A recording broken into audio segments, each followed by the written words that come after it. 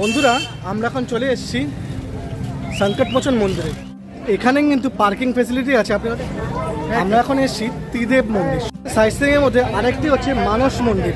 আমরা এখন মানস মন্দির, ত্রিদেব মন্দির থেকে একটু এগিয়ে আসলেই পরেই মানস মন্দির। সামনে আছে রামচন্দ্র, দক্ষিণ আর মাতা সীতার মূর্তি। বেনারস সাইটসিইং এর একটি অত্যন্ত গুরুত্বপূর্ণ সাইটসিইং হচ্ছে এই রামনগরে। কিন্তু ফটোগ্রাফি ভিডিওগ্রাফি অ্যালাউ নেই।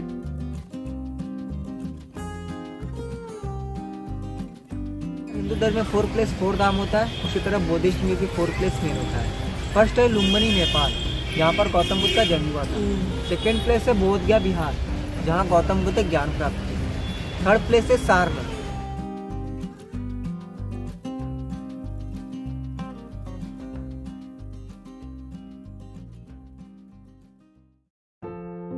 বারাণসীতে ঘোরার এত জায়গা আছে যে সেগুলো দেখে শেষ করা একদিনে খুবই অসম্ভব। তবুও আমরা টোটো করে একদিন এবং বাকি সময় হেঁটে বারাণসীকে কাছ থেকে জানতে বা বুঝতে চেষ্টা করেছি। প্রথম দিন আমরা শুরু করেছি দশাশ্বমেধ ঘাটে সন্ধ্যারতি এবং নৌকা ভ্রমণ দিয়ে।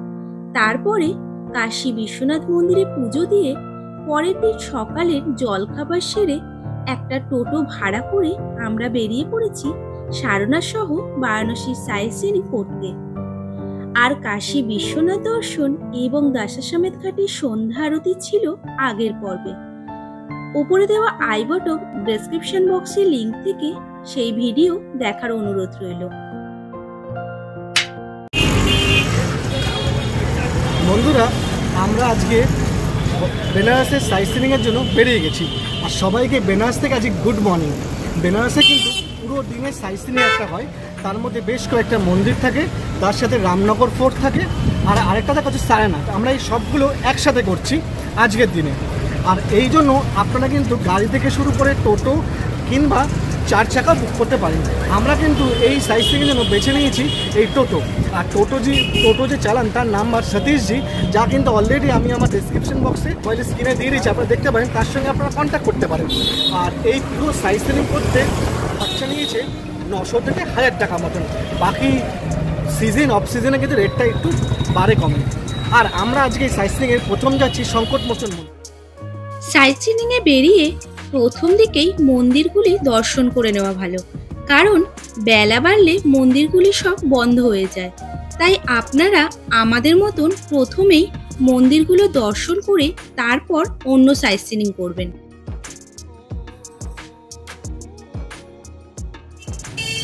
বন্ধুরা আমরা এখন চলে এসেছি সংকটমোচন মন্দিরে। এই সংকটমোচন মন্দির বেনারস থেকে খুব একটা দূর না, সামনাসামনি। আর এখানে আসলে আপনি দেখতে পাবেন এই রকম নানা ফুলের দোকান, যেখান থেকে আপনি ঠাকুরের জন্য মালা, তুলসীর মালা, এরকম চূর্ণি থেকে শুরু করে ঠাকুরের জন্য এরকম লাড্ডুও কিনতে পারেন। 70 টাকা নিচ্ছে 250 গ্রাম।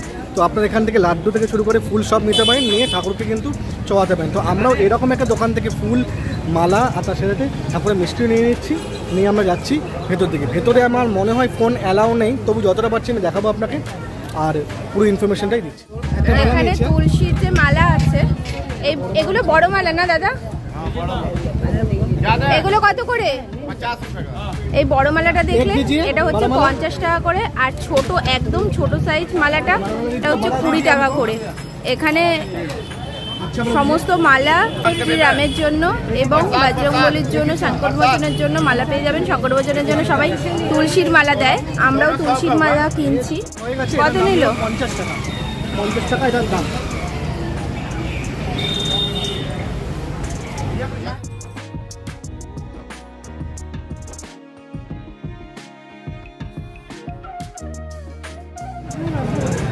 লাড্ডু कितना है भैया? 250 গ্রাম 70 টাকা এখানে লাড্ডু। লাড্ডু নেবে তো? লাড্ডু নেবো। লাড্ডু 250 গ্রাম নিচ্ছে 70 টাকা। আমরা লাড্ডু নিয়ে নিচ্ছি, সাথে সিঁদুরও নিয়ে নিচ্ছি।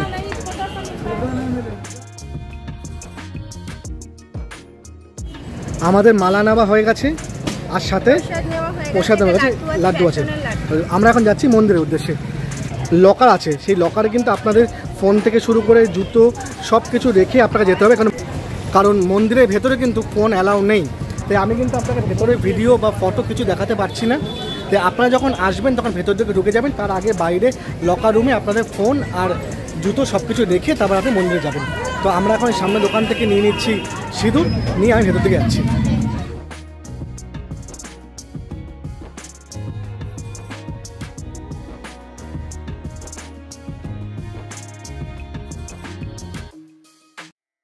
এটি হলো সংকটমোচন মন্দির। এই মন্দিরটি 1600 খ্রিস্টাব্দে তৈরি করেন শ্রী তুলসীদাস। এটা মানা হয় যে শ্রী রামচরিত মানসের বেশ কিছু অধ্যায় শ্রী তুলসীদাস মন্দিরের মধ্যে থাকা একটি অশ্বত্থ গাছের নিচে বসে রচনা করেছিলেন। এই সংকটমোচন মন্দিরেই শ্রী তুলসীদাসকে হনুমানজি দর্শন দিয়েছিলেন।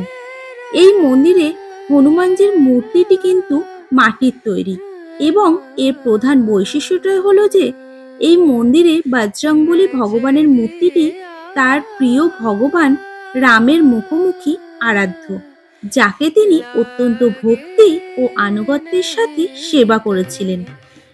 এই মন্দির চত্বরে কিন্তু একটা অমোঘ শান্তি বিরাজ করে। এখানে কিন্তু পার্কিং ফেসিলিটি আছে, আপনি যদি আসেন তাহলে কিন্তু এর মন্দিরের পাশে কিন্তু পার্কিং আছে, এখানে কিন্তু আপনারা আপনাদের গাড়ি পার্ক করতে পারেন।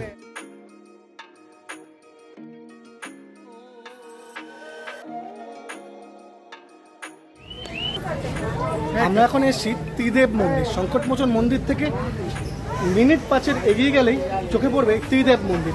এটা বেনারসের সাইট সিইংয়ের মধ্যে আরেকটা অন্যতম মন্দির, আমি আপনাকে দেখাচ্ছি। আর সামনেই রয়েছে মন্দির কমপ্লেক্স, এই হচ্ছে মন্দির কমপ্লেক্স। আর তার সাথে সাথে এখানে কিন্তু জুতো রাখবার জন্য কিন্তু এরকম জায়গা আছে যেখানে আপনারা জুতো রাখবেন, তার বদলে আপনারা যাওয়ার সময় কিছু দান পেটি দিতে পারবেন। পুজো দেওয়ার জন্য এরকম ডালির দোকান আছে, এখান থেকে আপনারা ফুল মিষ্টি নিতে পারেন। আর সামনে দেখালাম জুতো রাখার জায়গা আছে। আর তার সাথে সাথে হচ্ছে এখানে কিন্তু টয়লেট আছে, টয়লেট আমরা ইউজ করতে পারেন। এই ত্রিদেব মন্দিরটি সকাল 5টা থেকে 12টা অবধি এবং বিকেল 4টে থেকে রাত 9টা অবধি খোলা থাকে। এই মন্দিরে কোনো প্রবেশ মূল্য নেই। এক নজরে দেখলে এই মন্দিরের গঠনশৈলী কিন্তু বেশ অন্যরকম এবং আকর্ষণীয়। পুরো মন্দিরটি সাদা মার্বেল দ্বারা গঠিত। এই মন্দিরে ত্রিদেব মানে 3 জন দেবতা সালসার বজরংবলী, মা সতী এবং খাটুশ্যামজির অধিষ্ঠান। তাছাড়াও মন্দিরে পূজিত অন্যান্য মূর্তিগুলি হল ভগবান গণেশ, রাম, মাতা সীতা, লক্ষ্মণ, রাধাকৃষ্ণ, মা অঞ্জনী, ভগবান বালাসর, শিব এবং দেবী পার্বতী। এখানে পূজিত দেবী মহাভারতের উত্তরার পুনর্জন্ম। এই মন্দিরে পূজিত দেববিগ্রহ রাজস্থানে পূজা করা দেবতাদের সাথে যুক্ত। সাইটসিইংয়ের মধ্যে আরেকটি হচ্ছে মানস মন্দির। আমরা এখন মানস মন্দির, ত্রিদেব মন্দির থেকে একটু এগিয়ে আসলেই পরেই মানস মন্দির। এই মন্দিরটি পবিত্র শহর বারাণসীর অন্যতম প্রাচীন বিখ্যাত মন্দির। প্রাচীন হিন্দু মহাকাব্য রামচরিতমানস মূলত 16 শতকে হিন্দু কবি, সন্ত, সংস্কারক এবং দার্শনিক গোস্বামী তুলসীদাস এই জায়গায় লিখেছিলেন বলে হিন্দু ধর্মে এই মন্দিরের ঐতিহাসিক ও সাংস্কৃতিক গুরুত্ব রয়েছে। তুলসী মানস মন্দিরটি 1964 সালে এই স্থানে পশ্চিমবঙ্গের হাওড়ার সুরেখা পরিবার নির্মাণ করেছিলেন, যেটি সাদা মার্বেল দিয়ে তৈরি। মন্দিরটি উদ্বোধন করেছিলেন তৎকালীন ভারতের দ্বিতীয় রাষ্ট্রপতি ডক্টর সর্বপল্লী রাধাকৃষ্ণন। আমরা সবাই জানি বিখ্যাত হিন্দু মহাকাব্যগুলির মধ্যে রামায়ণ একটি অন্যতম, যা রচনা করেছিলেন কবি বাল্মীকি। কিন্তু সংস্কৃত ভাষায় হওয়ায় এই মহাকাব্য জনসাধারণের কাছে সহজ না হওয়ার জন্যে 16 শতকে গোস্বামী তুলসীদাস হিন্দি ভাষার আওয়াধি উপভাষায় রামায়ণ রচনা করেছিলেন এবং এই আওয়াধি সংস্করণটিকে রামচরিতমানস বলা হয়। প্রবেশ করে বাঁ দিকে দেখতে পাবেন শ্রী তুলসী মানবজি বসে আছেন।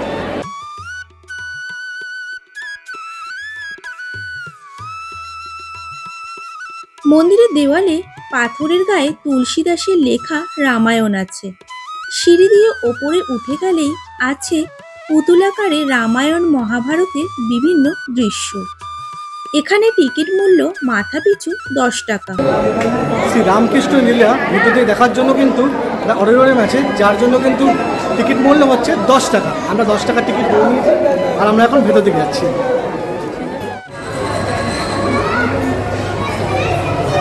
রামঝুলা,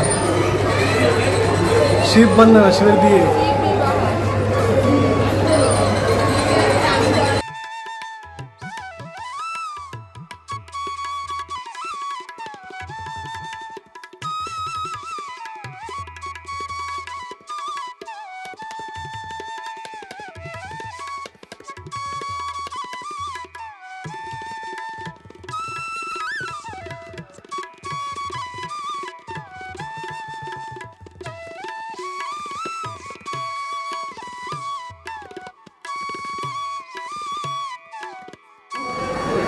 দোল খাচ্ছে। শ্রীকৃষ্ণ লীলা দেখুন, কি সুন্দর শ্রীকৃষ্ণের লীলা, যা আপনার দেখে মন ভরে যাবে।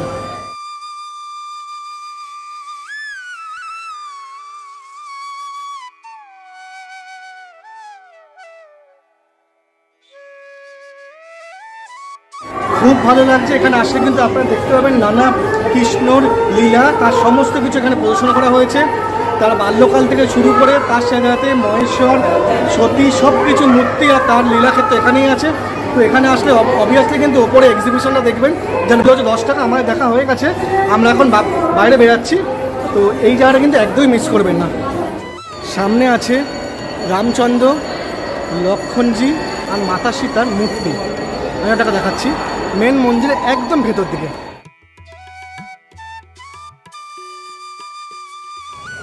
এটা হলো মণি মন্দির, ভগবান শিবকে সমর্পণ করে এই মন্দির করা হয়েছে। এখানে 108টা শিবলিঙ্গ আছে, আমরা আপনাকে দেখাচ্ছি। তার সাথে সাথে হচ্ছে এটা কিন্তু বেনারসের সাইট সিইংয়ের মধ্যে একটি। এখানেও কিন্তু ঠাকুরের পুজো দেওয়ার জন্য ফুল আর সব কিছু ব্যবস্থা আছে। জুতো রাখবার জন্য কিন্তু এখানে জায়গা আছে, যেখানে কিন্তু আপনারা জুতো রাখতে পারেন।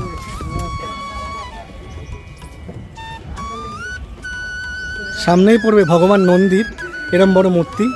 আর আপনারা যে ভগবান নন্দী শিব শঙ্করের সবচেয়ে বড় ভক্ত, তাই সামনে এরকম নন্দীদেবের মূর্তি পড়বে।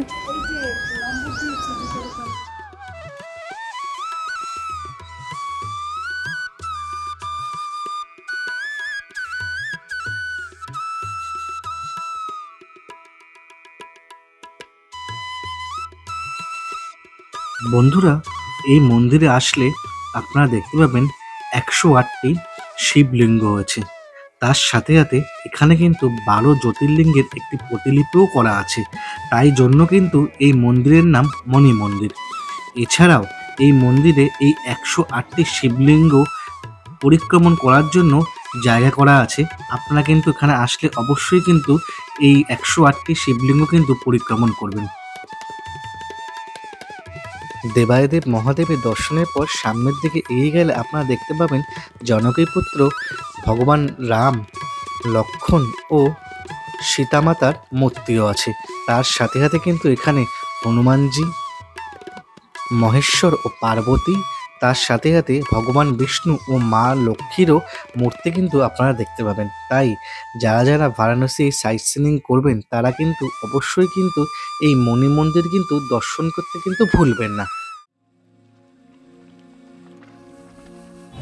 বন্ধুরা, আমরা এখন এসেছি দুর্গা মাতা মন্দির। এই দুর্গা মাতা মন্দির কিন্তু বেনারসের একটি জনপ্রিয় আর প্রসিদ্ধ মন্দির। এখানে কিন্তু মা দুর্গা স্বয়ংভূত আবির্ভাব হয়েছিল, তাই এই মন্দিরটা কিন্তু খুব জাগ্রত। তাই আর দুর্গাপুজোর সময় কিন্তু এই মন্দিরে এক বিশেষ পুজোর ব্যবস্থা করা। এটি হলো দুর্গা মন্দির। বারাণসীর এই মন্দিরটি নির্মাণ করেছিলেন নাটোরের রানী ভবানী। এই মন্দিরটি লাল রঙের। মন্দিরের পাশেই আছে একটি কুণ্ড, যা আগে গঙ্গা নদীর সাথে যুক্ত ছিল।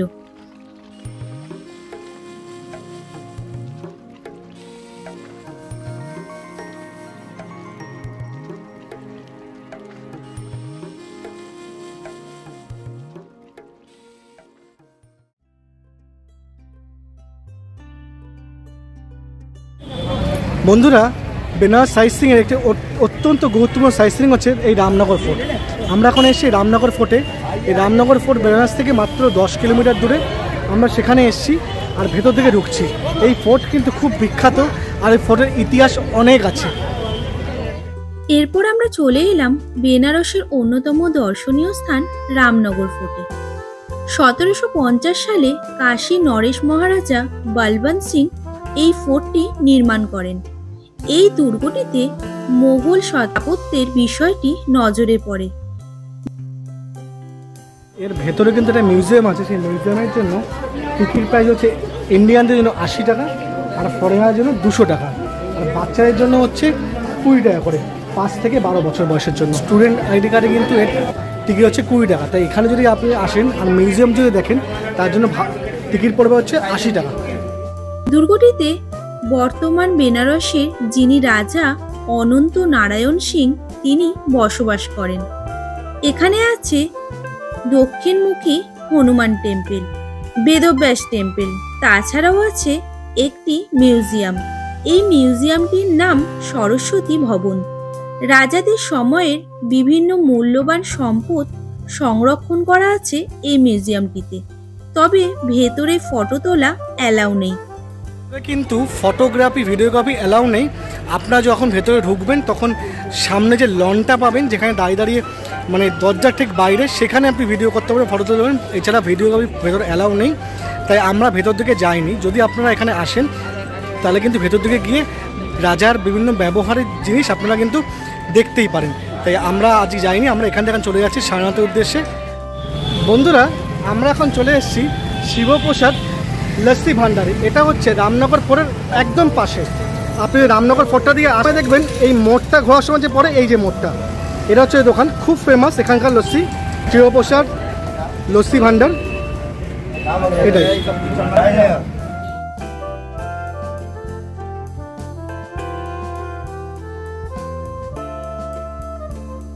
এদের যে লস্যিটা আছে, মালাই আর রাবড়ি দেওয়া আছে, দাম হচ্ছে 50 টাকা করে।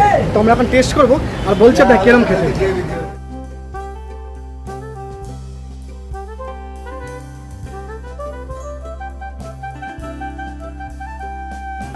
কিরম খেতে এটা? খুব টেস্টি। আমরা কলকাতায় এরকম লস্যি পাই না। খুব টেস্টি, খুব মানে অসাধারণ খেতে।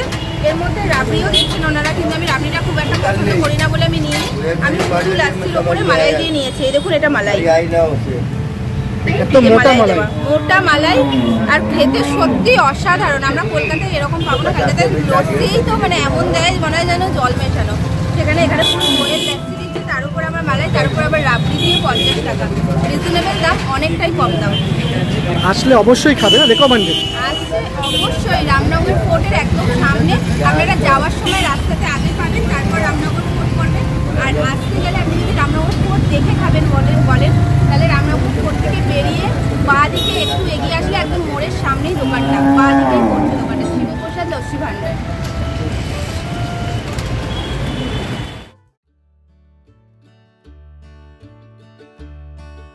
এরপর আমরা এসে পৌঁছালাম সারনাথ। সেই সারনাথ যা বৌদ্ধ ধর্মের মানুষদের 4টি প্রধান তীর্থক্ষেত্রের একটি, যেখানে ভগবান বুদ্ধ ধ্যান করে মুক্তি লাভের পর 528 খ্রিস্টাব্দে এই জায়গায় এসে তার 5 জন শিষ্যের সাথে প্রকৃত জ্ঞান ভাগ করেন, যা পরবর্তীকালে ধর্মচক্রে প্রবর্তন নামেও পরিচিত। সারনাথ নামটি এসেছে সংস্কৃত শব্দ থেকে, যার অর্থ হরিণের দেবতা। সারনাথে ঢুকেই প্রথমে যেটা চোখে পড়বে তা হলো চৌখণ্ডী স্তূপ। এটা সেই স্তূপ যেখানে বৌদ্ধ ধর্ম প্রচারের আগে তার 5 জন শিষ্যের সাথে দেখা করেন, আর সেই স্মৃতি হিসাবে গুপ্ত যুগে এই স্মৃতিসৌধটি নির্মাণ করা হয়। এরপর দেখেছিলাম মৌর্য সম্রাট অশোক নির্মিত বৌদ্ধদেবের পবিত্র তীর্থক্ষেত্র, যা তিনি গড়ে তুলেছিলেন বৌদ্ধ ধর্মের প্রচারের জন্য। मेरा नाम है धर्मेंद्र। हम लोग दलाई लामा बुनकर सोसाइटी से होते हैं। 45 से 46 लोग काम करते हैं, नंबर वाइज नंबर घुमाते हुए बताते हैं। जैसे सर हिंदू धर्म में 4 प्लेस 4 धाम होता है, उसी तरह बौद्धिस्ट में भी 4 प्लेस मेन होता है। फर्स्ट है लुम्बिनी नेपाल, जहाँ पर गौतम बुद्ध का जन्म हुआ था। सेकेंड प्लेस है बोध गया बिहार, जहाँ गौतम बुद्ध ज्ञान प्राप्त किया। थर्ड प्लेस है सारनाथ, ज्ञान प्राप्त करने के बाद जब वो सारनाथ में आए थे, यहीं पर फर्स्ट उपदेश दिया था, पहला प्रवचन, और यहीं से पूरे विश्व में उनका प्रचार था। वाला स्टैचू देख रहे हैं, वो मेडिटेशन अवस्था, ध्यान मुद्रा।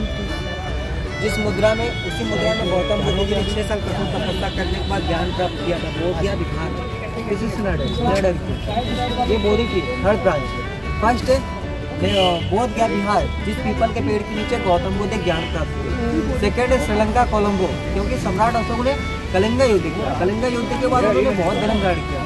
बौद्ध प्रचार के लिए अपने बेटे और बेटी को श्रीलंका भेजे। महेंद्र और संघमित्रा तो बोध गया से शाखा काट कर श्रीलंका ले गए। श्रीलंका पे यहाँ पर अनागारिक धर्मपाल जी के द्वारा ये बोधि ट्री थर्ड ब्रांच लगाया। বন্ধুরা আমরা কিন্তু এই সারনাথের মধ্যে আসছি আর ঘুরছি। সামনে যে মন্দির দেখলেন তার কিন্তু একটা মাহাত্ম্য আছে। সেই মন্দিরে 3 রকমের ভাগ আছে। এই স্ট্যাচুর ভেতরে গৌতম বুদ্ধ মূর্তি আছে, সেই জায়গা দেখবেন। তারপরে যে আমি সবচেয়ে বড় যে গৌতম বুদ্ধ স্ট্যাচুটা আছে ওই দিকে যাবেন। बामियान जो अफगानिस्तान में थे, तालिबानों द्वारा डिस्ट्रॉय कर दिया। अच्छा, हाँ हाँ। उसी का ये रेप्लिका बनाया गया है। हालांकि वो बहुत छोटा है, ये 80 फीट 9 इंच का है, क्योंकि गौतम बुद्ध को ध्यान में रखते हुए बनाया गया है। गौतम बुद्ध के जन्म से मृत्यु तक 80 फीट 9 इंच, इसलिए जो गौतम बुद्ध थे 80 वर्ष जीवित थे, 9 मंथ अपने माँ के गर्भ में थे, इसलिए जो स्टैचू बनाया गया 80 फीट 9 इंच का है। और इसे बनाने में 10 साल लगे। छोटे छोटे स्टोन को ज्वाइन कर ये स्टैचू बनाए गए। देख रहे हैं सर, दरारें आपको दिख रहे होंगे, और इन्हें लोटस बुद्धा भी कहते हैं, क्योंकि कमल पर खड़े हुए हैं। বেনারসে এসেছি আর বেনারসি শাড়ি কিভাবে তৈরি হয় সেটা দেখবো না, সেটা হতেই পারে না। তাই সারনাথ দেখে আমাদের হাতে কিছুটা সময় থাকায় আমরা আসলাম সারনাথের বিপরীত দিকে বারাণসীর বিখ্যাত বেনারসি শাড়ির কারখানায়। এসে বুঝলাম যে শাড়িগুলো আমরা পরছি সেটা তৈরির পেছনে কতটা অক্লান্ত পরিশ্রম আর কষ্ট লুকিয়ে আছে। এখানে না আসলে জানতেই পারতাম না। মানুষগুলো সারাদিন না খেয়ে একের পর এক সুতো দিয়ে শাড়ি বুনে যাচ্ছে।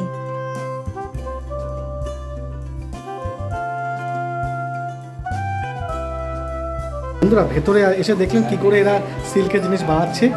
অতি সূক্ষ্ম কাজ। আর এরা কিন্তু সব একসাথে যে সিল্ক আসে, সেই বেনারস থেকে ওই যে সিল্কটা আসে, সিল্ক আসে, সেই পিওর সিল্কটা এখানে এসে ওরা কিন্তু বোনাই করে। দেখছেন অনেক হাতের কাজ, অনেক রকমভাবে অনেকক্ষণ ধরে করতে হয়। একটা শাড়ি করতে 1 মাস লাগতে পারে, বা 3 মাস, বা আরও বেশি লাগতে পারে কাজের নির্ভর।